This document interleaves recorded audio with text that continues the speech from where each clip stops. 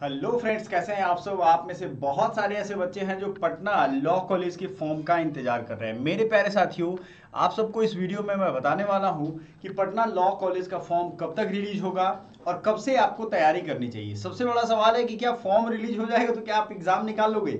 इतना tough exam होता है ना कि आप सोच भी नहीं सकते हो। इसलिए भाई आपका टारगेट ये नहीं होना चाहिए कि फॉर्म कब आएगा। फॉर्म थोड़ी ना भरना है। फॉर्म भरने में 1100 रुपए लगते थे पिछले साल, इस बार ये बढ़ेगा ही। तो आप ये चीज क्लियरली समझ लो कि फॉर्म भरना आपका उद्देश्य नहीं है। पटना लॉ कॉलेज एक बहुत रिप्यूटेड लॉ कॉलेज है, 1909 का कॉलेज है। आप ये सोचो, नैक का एक्रीडिटेशन मिल रहा है इसको।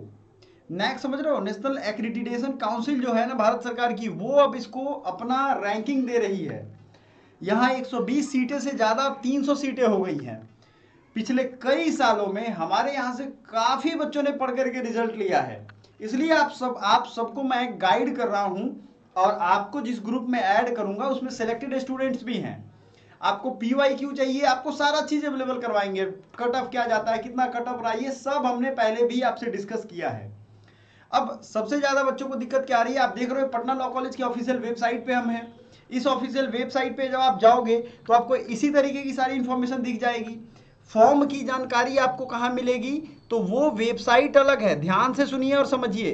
वो वेबसाइट ये है जहां पे फॉर्म आएगा। तो आप में से बहुत सारे बच्चे हैं उनको ये पता ही नहीं है।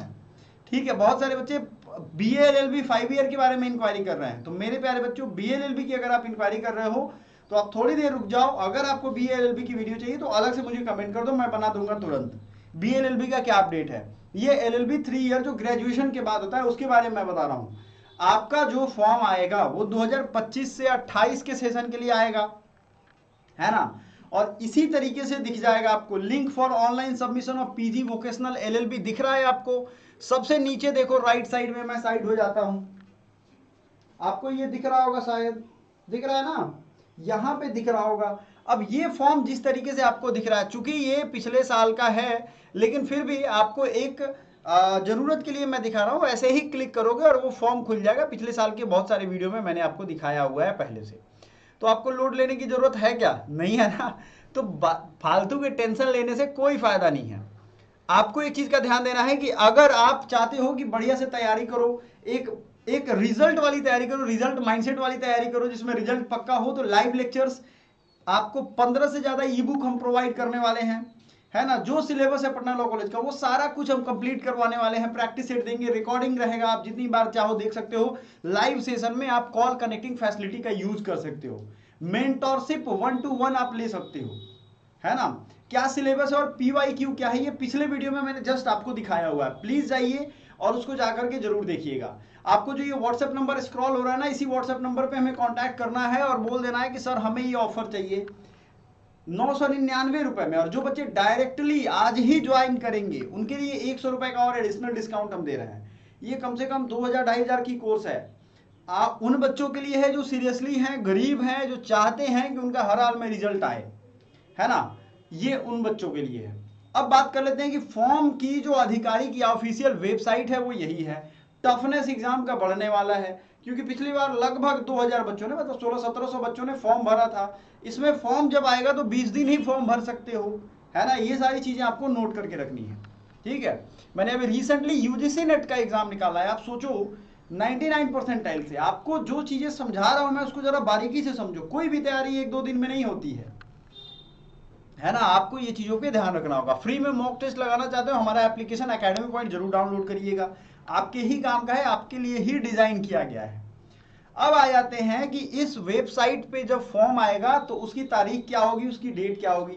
देखो पिछली बार मई जून जुलाई तक चला गया था आपका फॉर्म का डेट, लेकिन यूनिवर्सिटी ग्रांट कमीशन यानी यूजीसी ने सख्त रूप से कहा है कि भैया आपको अपना जुलाई में हर हाल में सेशन लॉन्च कर देना है। ऐसा नहीं कि आप अपनी मर्जी से जब चाहो तब सेशन ऑन करो, ऐसा नहीं कर सकते हो।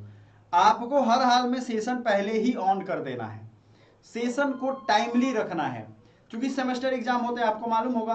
पहले क्या होता था भाई, ईयरली एग्जाम हो रहा है, एक साल में एक ही बार एग्जाम हो रहा है, तो आराम से बच्चे खेती करवाने चले गए, खेती वेती करवा के आए, तब एग्जाम हो रहा है। ये सब फैसिलिटी अब बंद हो गई है।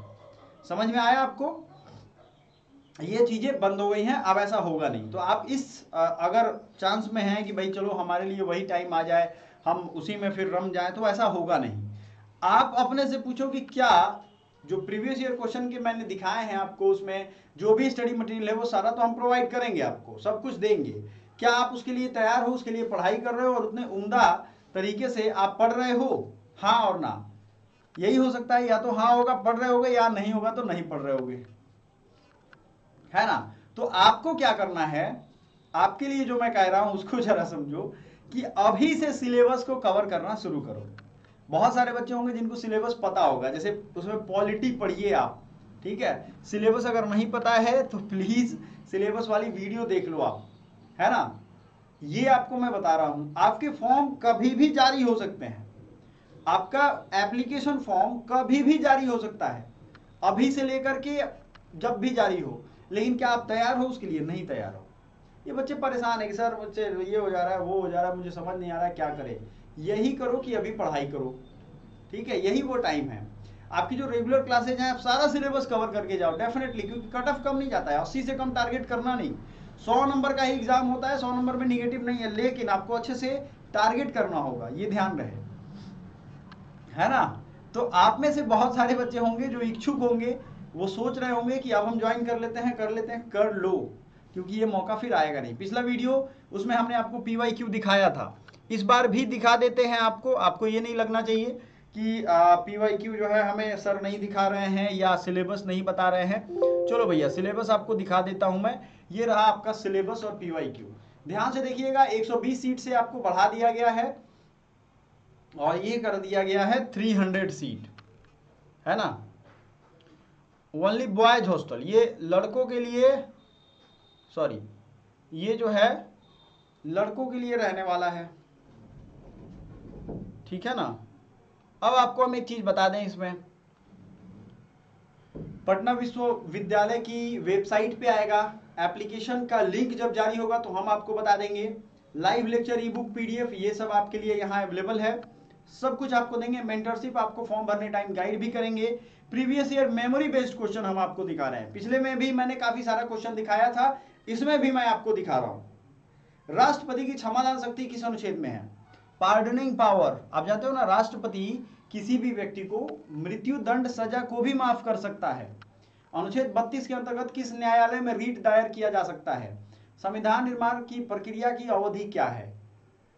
पॉलिटी बहुत अच्छे से तैयार करिएगा, 2-3 सालों के क्वेश्चन पेपर हम आपको प्रोवाइड करेंगे, याद रखिएगा। संविधान की उद्देशिका यानी कि प्रियम्बल के अनुसार भारतीय संविधान कौन कौन से न्याय अपने नागरिकों को देता है?